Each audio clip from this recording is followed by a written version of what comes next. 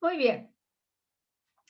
Una vez que hemos avanzado en dos textos breves y más simples de lo que es la filosofía en el sentido de la alteridad o el otro ser propio de América Latina, puesto en la escena de la reflexión, primero por el texto de Gallastegui en el sentido de el pensar de sí como un extraño, y posteriormente de esa subjetividad única y personal, pasar al texto de Márquez Fernández, donde desde América Latina, desde un contexto más amplio, vamos a hablar de intersubjetividad.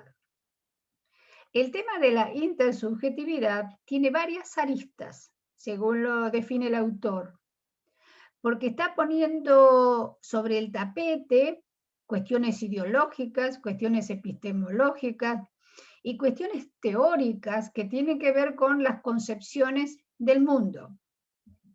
Tal como hemos venido revisando nosotras, en este tiempo, América Latina tiene una comprensión y una experiencia de mundo radicalmente diferente a los países de Europa. El hecho crítico constante desde el punto de vista teórico es la colonización mental e intelectual de aquellos esquemas que conforman el pensamiento latinoamericano con una perspectiva siempre mirando los países del centro. En este marco, esta primera subjetividad retoma del filósofo Enrique Dussel, argentino, radicado en México, vive, es actual, el concepto de alteridad o de otredad que tiene sus raíces en la filosofía levinasiana como un aporte fundamental para pensar la realidad de América Latina, resignificando los textos, porque tal como hemos estado diciendo, barrer con las lenguas, con la cultura, con la religiosidad y con los cuerpos, trajo aparejado la implantación de una religión y de un idioma que borró las matrices culturales de el que después se llamó América. ¿Cómo pensar en el contexto presente, iniciando la tercera década del siglo XXI, la alteridad o la realidad? Son modos de enfocar, pero también modos de pensar. Cuando recuperamos, como ha hecho en gran parte el texto de los textos de Enrique Dussel con respecto a la alteridad, la tenemos que pensar viniendo o proviniendo de la matriz europea, de Levinas, filósofo judío, después nacionalizado francés, el que va a aportar una fenomenología del otro como un rostro que me mira, perdón, y que a la vez es mirado por mí. Esta dualidad, ¿sí?, va a poner en juego la libertad humana, el derecho a la existencia y básicamente la instancia de reconocimiento y hospitalidad. Nos vamos a preguntar juntas qué es lo que pone en juego Enrique Dussel a partir de Levinas cuando hablamos de reconocimiento, hospitalidad y alteridad, teniendo como marco la vulnerabilidad humana de los seres.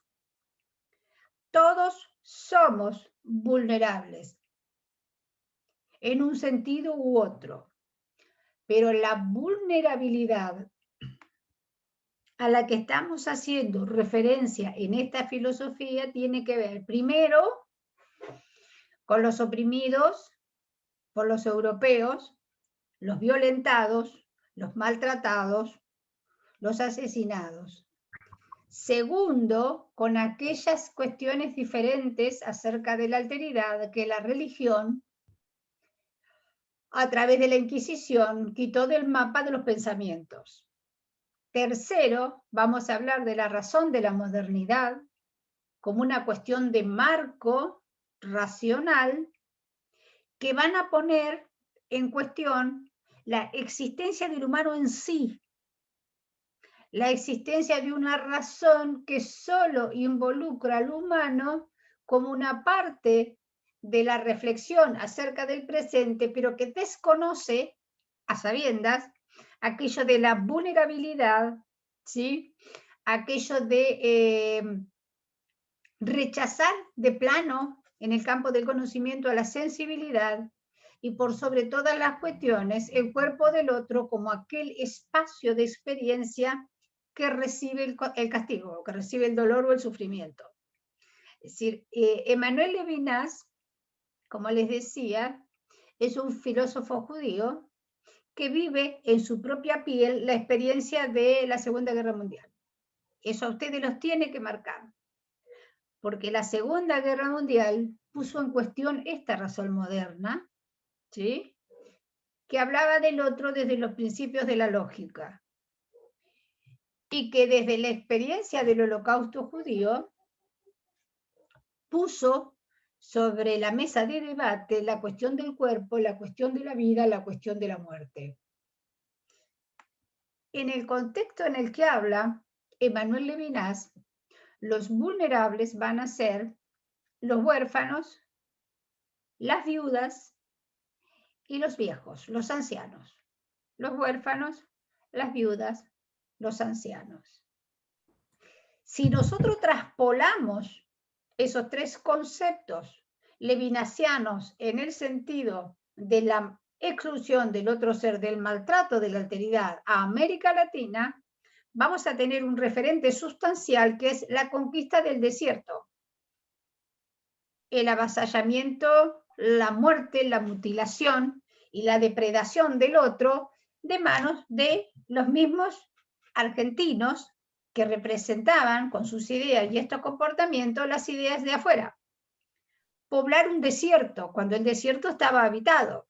Entonces, a lo que voy es en qué medida para nosotros el Holocausto judío presenta un parangón de la injusticia radical acerca de la vida del otro, y la conquista del desierto recién en estos últimos años está viendo como una crítica al maltrato, la violación y la muerte de los nativos.